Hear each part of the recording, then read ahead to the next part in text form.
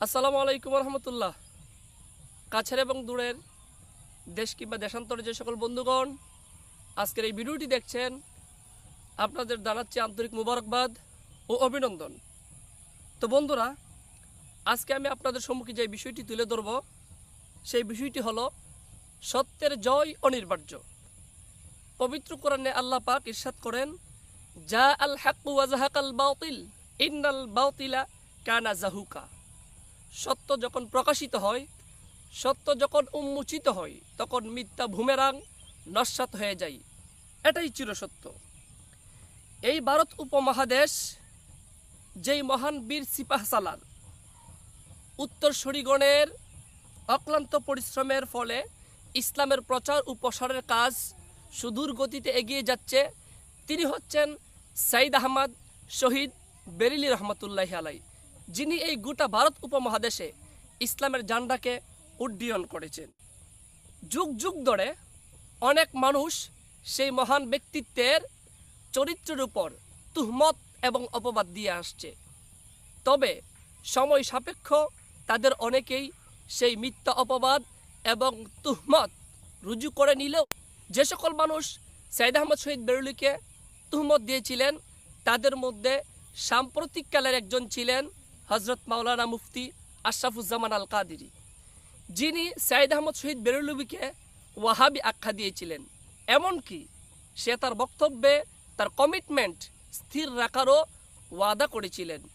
আমি স্পষ্টভাবে বলতে চাই, আলহামদুলিল্লাহ, ইনশাআল্লাহ আমি এই ব্যাপারে বহস করতে প্রস্তুত আছি। কারণ আমি প্রস্তুত না হয়ে, আমি না জেনে এই কথা বলি নাই। সবকিছু তথ্যদের ভিত্তিতে আমি বলেছি।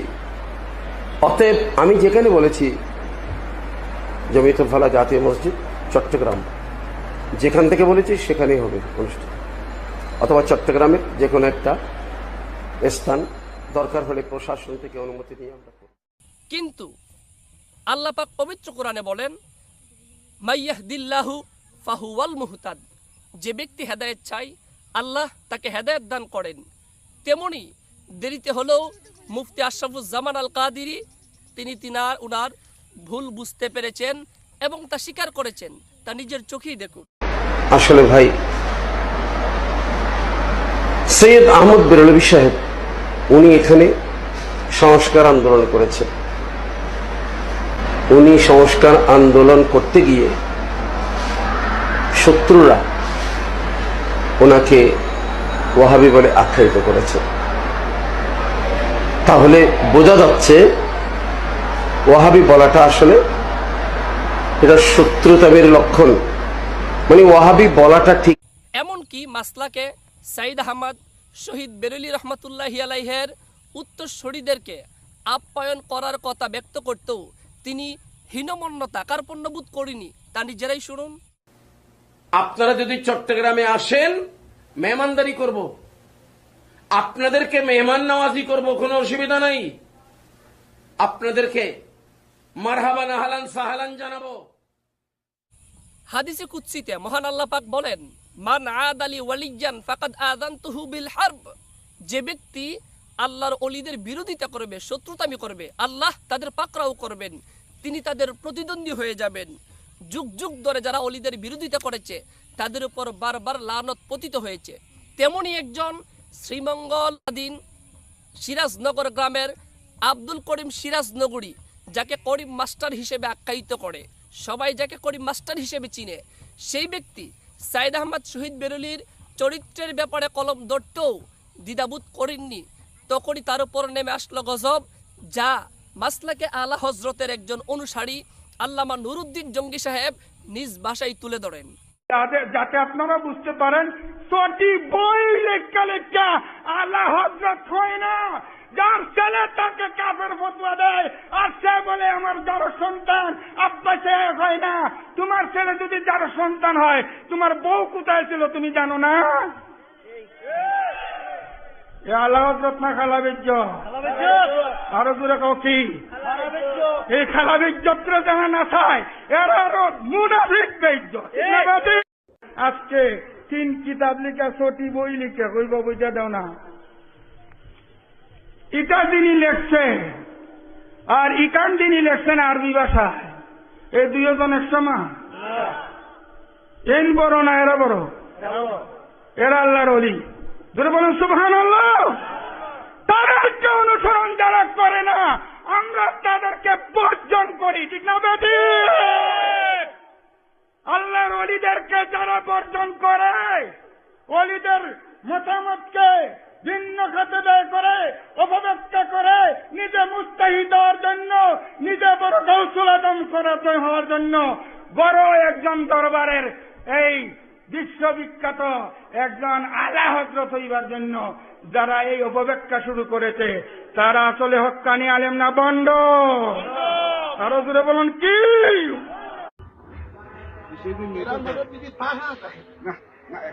আমার বই যদি ভোট তো না পারে, সেমটা বই দিতে তো কেন করে আমার একজন না বুঝলে কেন বুঝতে হবে? না বুঝলে তাকে বুঝাইতে হবে। আমি তো বুঝতে পারবো, এই বুঝতে হবে না, বুঝাইতে হবে। তার বাপে বুঝতে পারছে না, ভোট করতে হবে। এ বুঝতে হবে, ওভাবে হয় না, ওভাবে হয় না। এবার অনেক কিছু কি দিছে, আপনি তাকে ওদেরকে না এই সমস্ত মত বলতে না, ওটা আপনার সে না বুঝিয়া কিছু না কথা। আর সৈয়দ বেলভিকে আলা হযরত কাফির বলেন নাই, আমরা কাফির বলি না। তবে উনি তো ফিরিবার যোগ্য নয়, উনি তো মূর্খ ছিল। উনি তো ফিরিবার যোগ্য নয়, উনি মূর্খ ছিল।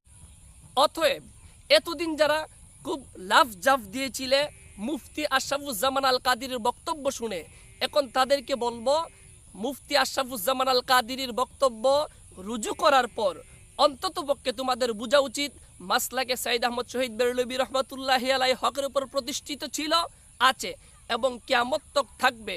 তোমাদের সেই ভুলের জন্য আল্লাহর কাছে তওবা করে নেওয়া উচিত। তবে এরপরও যদি কেউ সাইদ আহমদ শহীদ বেরেলি রহমাতুল্লাহি আলাইহির উপর আঙ্গুল উঠাতে চায়, তবে তাদেরকে বলবো ব্রিটিশ খেদাও বিরোধী ইংরেজ সরাও আন্দোলনের বীর সিপাহসালার সাইদ আহমদ শহীদ বেরেলি রহমাতুল্লাহি আলাইহের সেই বালাকুটের পক্ষে আলা হজরত আহমদ রেজা খার বাপ দাদাদেরও সমর্থন ছিল, যা নিজের চোখে প্রমাণ দেখুন। আসুন আমরা এখানে দেখি মৌলানা নকিয়া আলী খান। এটা হচ্ছে মৌলানা নকিয়া আলী খান রহমতুল্লাহি আলাইহি হায়াত और इल्मी व अदबी कारनामे। রাইটার হচ্ছেন doctor Mohammad Hasan MA Urdu political science PhD। এই কিতাবের পেজ 72-তে আলা হযরতের দাদা সম্পর্কে বলা হচ্ছে। এই দেখুন, রিদা আলী খান জন্ম হল 1809 সনে, ওফাত হল 1865 সনে। মুজাহিদে জঙ্গে আজাদি, ইমামুল উলামা মৌলানা রিদা আলী খান উত্তম আলিমে বা আমল এবং মারুফ মুফতি হওয়া সত্ত্বেও, জামানার মারুফ মুফতি হওয়া সত্ত্বেও তিনি সাথে সাথে জলিলুল কদর একজন আজাদির মুজাহিদ, আজাদি আন্দোলনের মুজাহিদ ছিলেন। ওনার মুজাহিদানা যে মিজাজ ছিল এবং ওনার যে অ্যাক্টিভিটিস ছিল, এই কারণে ইংরেজদের রাতের ঘুম এবং দিনের শান্তি হারাম করে দিয়েছিল। আসল মুজাহিদ জং আজাদি নকিব আলী খান, নকি আলী খান, ওনার জন্ম হল 1830 সনে, ওফাত হল 1880 সনে। তিনি 1831-এর বালাকুটে অবশ্যই ছিলেন না, কিন্তু এরপরে তিনিও তামাম জিন্দেগি ইংরেজের বিরুদ্ধে ছিলেন, ব্রিটিশের বিপক্ষে ছিলেন। मौलाना नकी अली ख़ान अंग्रेज़ों के ख़िलाफ़ जंग करने के लिए मुजाहिदीन को मुनासिब मकामात पर घोड़े पहुँचाते थे। মৌলানা নকি আলী খান ইংরেজের বিরুদ্ধে জিহাদ করার জন্য মুজাহিদিন যেখানেই তিনি সুযোগ পেয়েছেন, মুনাসিব মাকামাত যেখানেই তার সুযোগ হয়েছে, তিনি জিহাদ করার জন্য মুজাহিদিনদের কাছে ঘোড়া পাঠাতেন। তবে দুর্ভাগ্যের বিষয়, সেই আলা হযরত আহমদ রেজা খা তার বাপ দাদার উত্তরসূরিদের পথে পা না বাড়িয়ে পা বাড়ালো বিপদ দিকে, যার প্রমাণ এলামুল আলাম বিয়ান্না হিন্দুস্তান দারুল ইসলাম। যে আলা হজরত ব্রিটিশ ভারতের পক্ষে ছিলেন, ব্রিটিশের পক্ষে ছিলেন, ব্রিটিশের সমর্থক ছিলেন, তার বাবা দাদা আজাদির পক্ষে ছিলেন। আসুন আবার লেখেন, আল হাসিল হিন্দুস্তান কে দারুল ইসলাম হোনে মে শক নেই। হিন্দুস্তান যে দারুল ইসলামের মধ্যে কোনো সন্দেহ নাই। এই কিতাব দেখি আল মাহাজ্জাতুল মুতামিনা ফি আয়াতিল মুমতাহিনা, তসনিফ আলা হযরত মুজাদ্দিদ ইমাম আহমদ রিদা। এখানে দেখুন পেজ 4447, এটা আসলে ফতোয়া রাজবিয়া থেকে এইভাবে নেওয়া হয়েছে। বিশেষভাবে হিন্দুস্তানে যদি জিহাদ হয় আর এখানে যদি 10 জন যদি একজন মুশরিককে কাতল করে, তাইলে মাআদ আল্লাহ এই 10 জনেরই ফাঁসি হবে। এমন জায়গায় মুসলমানদের উপরে জেহাদ ফরজ যে বলে बताने वाला शरीयत में मुफ्तरी और मुसलमानों का बदख्वाह है, তারা মুসলমানের কল্যাণ চায় না এবং শরীয়তের মধ্যে তারা ইফতিরা করে। এখানে পেজ 523-তে এখানে ব্রিটিশ গভর্নমেন্টের পক্ষে বেশ ওকালতি আছে। আসুন, এটা হচ্ছে দি উলেমা অফ ফেরাঙ্গি মহল। এখানে এই পাশে ইংলিশ আছে, এই পাশে বাংলা আছে। আসুন বাংলাটা দেখি।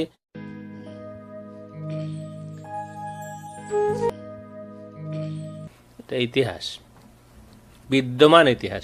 কেন তার পিতা দাদার বিপক্ষে গেলে যে তার একজন শিক্ষক ছিলেন, তার পিতার আগে একজন শিক্ষক ছিলেন, ওই শিক্ষক কাদিয়ানির ভাই। এই তথ্য পাওয়া যায়। আসুন আমরা দেখি তৃতীয় খণ্ড, পেজ 572, আহমদ রিদা খান বেরেলভি। এখান থেকে সামান্য পড়ি আমরা কয়েক লাইন।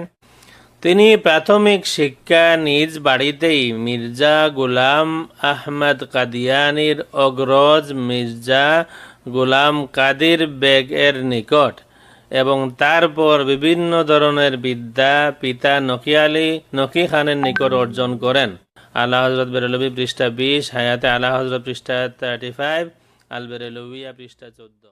বাপদাদার বিপরীতে অবস্থানকারী, ইংরেজদের পক্ষ অবলম্বনকারী সেই আহমদ রেজা খাঁ বেরেলির ইতিহাস অত্যন্ত কলঙ্কিত। সেই কলঙ্ক তার বাপদাদার দিকে না দিয়ে বরং বলবো সাইদ আহমদ শহীদ বেরেলির উত্তর শরীরে যে মাসলাক এবং বালাকোটের চেতনায় যে এই উপমহাদেশে ইসলাম ও মুসলমানের ঐতিহ্য ঠিকই আছে, সেই দিকে আপনাদের প্রত্যাবর্তন করলেই এদেশে সুন্নিয়তের বিশাল দুর্গ প্রাচীর সুগঠিত হবে। আল্লাহ রাব্বুল আলামিন আমাদের সকলকে সঠিক বুঝদান করুন। আসসালামু আলাইকুম।